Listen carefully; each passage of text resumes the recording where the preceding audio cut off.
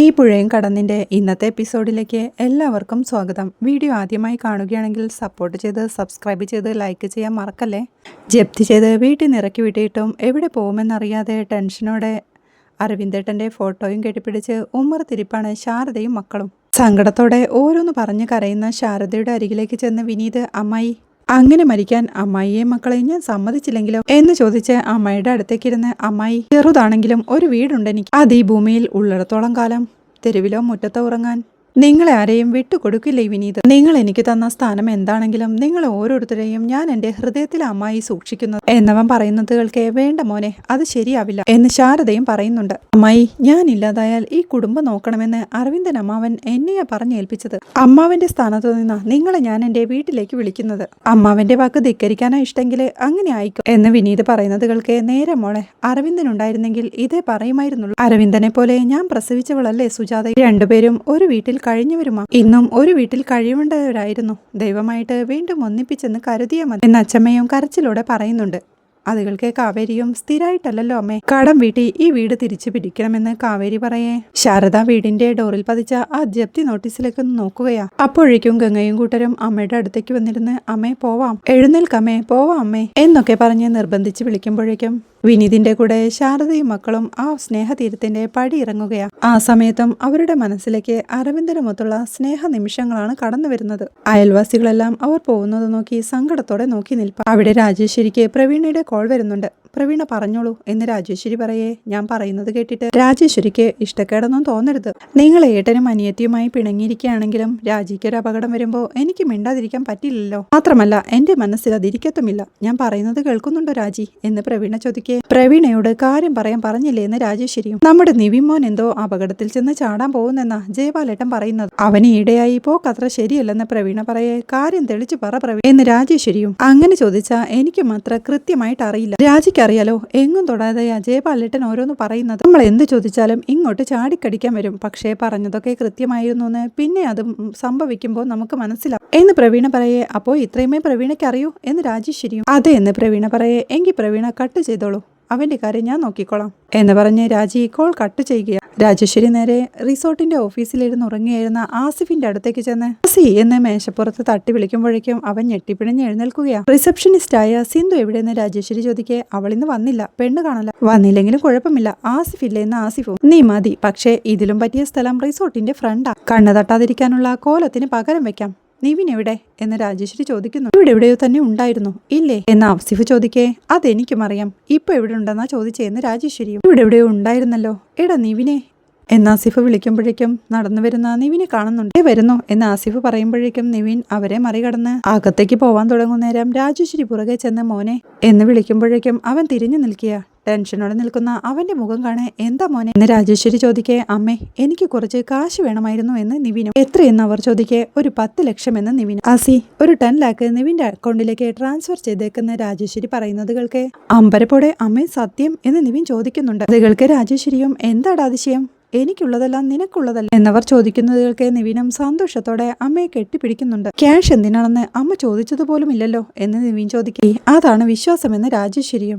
എല്ലാം കണ്ടു നിൽക്കായിരുന്ന ആസിഫും മനസ്സിൽ പറയുന്നുണ്ട്, എനിക്കും ഉണ്ടൊരു ഉമ്മ, ചെന്ന ഉടനെ അവരെടുത്ത് കിണറ്റിലിടണമെന്ന്. അപ്പോഴേക്കും രാജേശ്വരിയും നിവിനോടായി, നീ ടയേർഡാണെന്ന് തോന്നുന്നു, പോയി റെസ്റ്റ് എടുക്ക്, നമുക്ക് പിന്നീട് സംസാരിക്കാം എന്ന് പറഞ്ഞ് അവനെ അകത്തേക്ക് പറഞ്ഞു വിടുകയാണ്. രാജേശ്വരിയും ആസിഫിനോടായി, ആസി ഇന്നു മുതൽ നിന്റെ മുഴുവൻ ശ്രദ്ധയും നിവിന്റെ മേലുണ്ടാവണം. അവൻ എവിടെ പോകുന്നു, ആരോടൊക്കെ സംസാരിക്കുന്നു, എന്തൊക്കെ എവിടെയൊക്കെ ചെലവഴിക്കുന്നു, എല്ലാം അപ്പൊ എനിക്കറിയണം. ഇന്നു മുതൽ ഇതാണ് നിന്റെ duty, otherwise you are fired എന്ന് പറഞ്ഞ് രാജേശ്വരി അവിടെ നിന്ന് നടന്നു നീങ്ങുകയാണ്. അപ്പോഴേക്കും വിനീത് അമ്മായിയെയും മക്കളെയും കൂട്ടി തന്റെ വീട്ടിലേക്ക് എത്തിയിരുന്നു.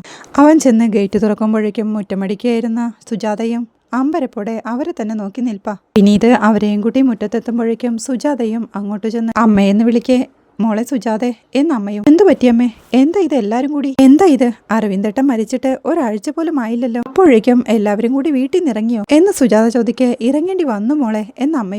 കാര്യം എന്താന്ന് വെച്ചാ പറ അമ്മ എന്ന് സുജാത വീണ്ടും ചോദിക്കെ, അമ്മാവന്റെ വീടിനൊരു ലോൺ ഉണ്ടായിരുന്ന കാര്യം ഞാൻ പറഞ്ഞിരുന്നല്ലോ, ബാങ്കുകാർ വന്ന് ജപ്തി ചെയ്ത് ഇവരെ ഇറക്കി വിട്ടെന്ന് വിനീതും പറയുന്നുണ്ട്. ഒന്നിനു പുറകെ ഒന്നായി വന്നുകൊണ്ടിരിക്കുക സുജാത എന്ന് പറഞ്ഞ് അമ്മക്കറിയാൻ തുടങ്ങുമ്പോഴേക്കും അരവിന്ദേട്ടൻ പോയി ഇപ്പോ കയറി കിടക്കാനുള്ള വീടും എന്ന് ശാരദയും പറയുന്നുണ്ട്. അപ്പോ കിടപ്പാടം പോയി. ഇനി എന്ത് ചെയ്യും ശാരദേ, കയറി കിടക്കാൻ കിടക്കാനൊരിടം വേണ്ടേ എന്ന സുജാതയുടെ ചോദ്യങ്ങൾക്ക് ശാരദയും സംശയത്തോടെയും അമ്പരപ്പോടെയും അവരെ തന്നെ നോക്കി നിൽപ്പാ. അമ്മ എന്ന് വിളിച്ച് വിനീതമ്മയെ താക്കീത് ചെയ്യുന്നുണ്ടെങ്കിലും കെട്ടുപ്രായം കഴിഞ്ഞ ഈ പെൺപിള്ളേരെയും കൊണ്ട് നീ എങ്ങോട്ട് പോവും എന്ന സുജാതയുടെ ചോദ്യങ്ങൾക്ക് സുജാതെ നിനക്ക് ഇവിടെ ഒരു വീടുള്ളപ്പോ അവരെന്തിനാ വേറെ വീട് അന്വേഷിക്കുന്നത് എന്ന് അമ്മയും ചോദിക്കുന്നുണ്ട്. അമ്മ ഇത് എന്തോന്ന് വർത്താനം ഈ പറയുന്നത്? എനിക്ക് ഇവിടെ ഒരു മകനുള്ളപ്പോ തന്നെയല്ലേ ഇവൾക്ക് വേണ്ടി വേറെ രാജകുമാരനെ അന്വേഷിച്ചത് എന്ന് ഗംഗയെ ചൂണ്ടി സുജാത ചോദിക്കുന്നുണ്ട്. ഈ വീടെ അന്ന് ഇവിടെ ഉണ്ടായിരുന്നു, ഇവൾക്കത് താമസിക്കാൻ പോരായിരുന്നു. ഇവളടക്കം 4-5 പേർക്ക് താമസിക്കാൻ ഇപ്പോ അത് മതിയെന്നാണോ? അമ്മ ചുമ്മാ തമാശ പറയാതെ പോയേ എന്ന് സുജാത പറയുന്നത് കേൾക്കെ സുജാതെ എന്ന് സങ്കടത്തോടെ അമ്മ വിളിക്കുന്നുണ്ട്. അതെ, ഇപ്പോഴും ഈ വീടിനു ചുറ്റും കുന്നും മലയും കാടും ഒക്കെ തന്നെ. അത് കണ്ടാ ചൊറിയില്ലേ രാജകുമാരി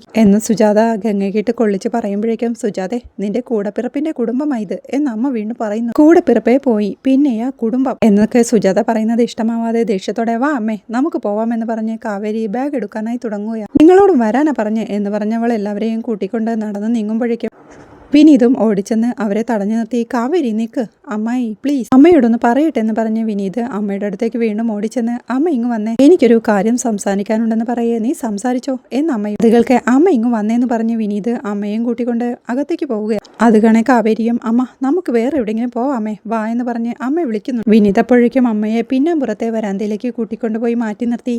അമ്മ ഈ സമയത്ത് ഇങ്ങനെ മനസാക്ഷിയില്ലാതെ പെരുമാറല്ലേ അമ്മ, അമ്മാവും പോയി അവരുടെ വീടും പോയി എന്ന് വിനീത് പറയേ ഇപ്പോഴല്ലെങ്കിൽ പിന്നെ എപ്പോഴാടാ പറയേണ്ടത്? അരവിന്ദേട്ടനും വീടും ഒക്കെ ഉണ്ടായിരുന്നപ്പോ എന്തായിരുന്നു ഓരോന്നിന്റെയും നെകളിപ്പ്? ഈ ഭൂമിയിൽ കാലുകുത്തിയാണോ അവളുമാരൊക്കെ നടന്നിരുന്നത്? നിനക്ക് വേണ്ടി ഗംഗയെ ചോദിച്ചപ്പോ പുച്ഛം, എന്നിട്ടിപ്പോ എന്തായിന്ന് അമ്മയും ചോദിക്കുക. വിനീത അമ്മയുടെ കൈ പിടിച്ചെടുത്തുകൊണ്ട് അമ്മ ഈ വായൊന്ന് അടച്ചു വെക്കോ എന്ന് ചോദിക്കെ ഇതാടാ പറയുന്നത്, തല മറന്ന് എണ്ണ തേക്കരുതെന്ന്. ദൈവത്തെ കൂടി മറന്നിട്ടുള്ള അഹങ്കാരമായിരുന്നല്ലോ അമ്മയ്ക്കും മക്കൾക്കും. പണ്ടൊക്കെ ആയിരുന്നടാ പിന്നത്തേക്ക് വെക്കുന്നത്. ഇപ്പോ പാടത്ത് പണിയാണെങ്കിലേ വരമ്പത്ത് കൂലിയ. നിന്നെ വേണ്ട ഈ വീടും വേണ്ടെന്ന് പറഞ്ഞവളെയൊക്കെ ഈ മുറ്റത്ത് കൊണ്ടുവന്ന് നിർത്തിയില്ലേ? ദൈവം ഉണ്ടെന്ന കാര്യത്തില് എനിക്കിപ്പോ നല്ല വിശ്വാസം എന്ന് പറഞ്ഞ് സുജാതയും കൈകൂപ്പി നിൽക്കുകയാണ്. ഇവിടെ മുറ്റത്തെ മരത്തണലിൽ ടെൻഷനോടെ നിൽക്കുകയാണ് ശാരദയും കൂട്ടരും. ശാരദയും താൻ നെഞ്ചോട് ചേർത്ത് പിടിച്ച അരവിന്ദേട്ടന്റെ ഫോട്ടോയിലേക്ക് നോക്കിക്കൊണ്ട് എന്തിനാ അരവിന്ദേട്ടാ എന്നോട് ഈ ചതി ചെയ്തത്? ഇതൊക്കെ കാണാനും കേൾക്കാനും എന്തിനാ എന്നെ ബാക്കി വെച്ചത്? മക്കളെയും കൂട്ടി ഇങ്ങനെ ഒരു അവസ്ഥയിൽ ഈ പഠിക്കൽ വന്ന് നിൽക്കേണ്ടി വരുമായിരുന്നെങ്കിൽ എന്നെ കൂടി അങ്ങ് കൊണ്ടുപോയിക്കൂടായിരുന്നു അരവിന്ദേട്ടാ എന്ന് ചോദിച്ച് ശാരദ കരയുമ്പോഴേക്കും കാവേരി ആശ്വസിപ്പിക്കാനായി അമ്മ എന്ന് വിളിക്കുന്നുണ്ട്. ശാരദ അരവിന്ദേട്ടന്റെ ഫോട്ടോയും നെഞ്ചിലേക്ക് ചേർത്ത് പിടിച്ച് അവിടെ നിന്ന് പൊട്ടിക്കരയുക. വിനീതും അമ്മയോടായി അമ്മേ മുറ്റത്ത് നിൽക്കുന്നവർ അന്യരല്ല, അമ്മയുടെ സ്വന്തം ഏട്ടന്റെ ഭാര്യയും മക്കളുമാണ്, പിന്നെ സ്വന്തം അമ്മയും. അവരെ ഈ അവസ്ഥയിൽ ഇവിടെ നിന്ന് ഇറക്കി വിടുകയോ ഇവിടെ നിന്ന് ഇറങ്ങി പോവുകയോ ചെയ്താലുണ്ടാവുന്ന നാണക്കേട് തേച്ചാലും കുളിച്ചാലും മാറുന്നില്ല അമ്മേ, കുടുംബശ്രീയിലും അയൽക്കൂട്ടത്തിലുമൊക്കെ എന്ന് വിനീത് ഓർമ്മിപ്പിക്കുമ്പോഴേക്കും അത് പറഞ്ഞൊന്നും നീ എന്നെ വിരട്ടണം. ഏട്ടന്റെ കുടുംബത്തിന്റെ കാര്യങ്ങളൊക്കെ നാട്ടുകാർക്ക് അറിയാമെന്ന് അമ്മയും. എന്തറിയാന്ന് അമ്മേ, ഗംഗയെ എനിക്ക് കല്യാണം കഴിച്ച് തരില്ലെന്ന് പറഞ്ഞതുകൊണ്ട് സ്വന്തം ഏട്ടന്റെ കുടുംബത്തെ നടു റോഡിലേക്ക് ഇറക്കി വിട്ടു എന്ന് പറയാൻ കഴിയും അമ്മയ്ക്ക്? അമ്മ അവർ ചെയ്ത തെറ്റെന്താ? മകൾക്ക് ഇഷ്ടപ്പെട്ട ആലോചന നടത്തണമെന്നല്ലേ അമ്മാവൻ പറഞ്ഞുള്ളൂ. അമ്മാവനും മരിച്ചു, അവർക്ക് സ്വന്തം വീടും നഷ്ടമായി എന്ന് കണ്ടപ്പോ അമ്മ ചെയ്തതോ എന്ന് വിനീത് ചോദിക്കെ അതൊക്കെ സാമാന്യ ബുദ്ധിയുള്ളവർക്ക് മനസ്സിലായിക്കോളും എന്ന് അമ്മയും പറയുന്നുണ്ട്. അമ്മയുടെ പെറ്റമ്മയ്ക്ക് എന്താ ഈ സാമാന്യ ബുദ്ധി ഇല്ലാത്തത്? ശാരദ അമ്മയെയും മക്കളെയും വീടിനകത്തേക്ക് കയറ്റാതെ താൻ അകത്തേക്കില്ലെന്ന് പറഞ്ഞ് അവരും പിന്നെന്തിനാ വാദിക്ക് നിൽക്കുന്നത് എന്ന് വിനീത് ചോദിക്കെ അവരുടെ തലയ്ക്ക് ഓളമാ, ഇതിലെനിക്കൊന്നും ചെയ്യാനില്ലെന്ന് സുജാതയും. പെറ്റമ്മ കിടപ്പാടമില്ലാതെ തല ചായ്ക്കാൻ ഒരിടം ചോദിച്ചു വന്നപ്പോ ഇറക്കി വിട്ടത് എന്തിനാണെന്ന് നാട്ടുകാർ ചോദിച്ചാലേ അമ്മ ഇത് തന്നെ പറയണം, അവരുടെ തലയ്ക്ക് ഓളമാണെന്ന്. അമ്മമ്മ എന്ത് തെറ്റാ അമ്മ ചെയ്തത്? എന്റെയും ഗംഗയുടെയും കല്യാണത്തിന് വേണ്ടി ഏറ്റവും കൂടുതൽ വാദിച്ചതും യുദ്ധം ചെയ്തതും അമ്മമ്മയല്ലേ എന്ന് വിനീത് ചോദിക്കെ അതിനവർക്ക് കിട്ടേണ്ട ചവിട്ടും കുത്തുമൊക്കെ അവിടെ നിന്ന് കിട്ടിയിട്ടുണ്ട്, എന്നിട്ടും അവരെന്തിനാ പിന്നെയും ശാരദയുടെ കൂടെ നിൽക്കുന്നെന്ന് എനിക്ക് മനസ്സിലാവാത്തത് എന്നമ്മയും. അതാണമ്മേ മനസാക്ഷി എന്ന് പറയുന്നത്. എന്തൊക്കെ പ്രശ്നമുണ്ടായാലും ഒരു മരണമുണ്ടാവുമ്പോൾ ശത്രുക്കളാണെങ്കിൽ പോലും ചുറ്റുമുള്ളവരുമായി പൊരുത്തപ്പെടുകയും അനുരഞ്ജനപ്പെടുകയും ഒക്കെ ചെയ്യും. ഇവിടെ മത്സരിക്കുന്നത് അമ്മയുടെ സ്വന്തം കൂടപ്പിറപ്പാ, ആ മനുഷ്യന്റെ കുടുംബമാ ആ തെരുവിലിറങ്ങി നിൽക്കുന്നത്. നൊന്തു പ്രസവിച്ച മോൾക്കേ മനസാക്ഷി ഇല്ലാത്തോണ്ട് രാധമ്മ മരുമോളുടെയും ചെറുമക്കളുടെയും കൂടെ തെരുവിലേക്ക് ഇറങ്ങിപ്പോയെന്ന് ആൾക്കാർ പറയുള്ളൂ എന്നൊക്കെ വിനീത് പറയെ ആലോചന നിൽക്കുന്ന സുജാതയെ കാണിക്കുന്നിടത്താണ് ഇന്നത്തെ എപ്പിസോഡ് അവസാനിക്കുന്നത്. വീഡിയോ ഇഷ്ടമായാൽ സപ്പോർട്ട് ചെയ്ത് സബ്സ്ക്രൈബ് ചെയ്ത് ലൈക്ക് ചെയ്യാൻ മറക്കല്ലേ.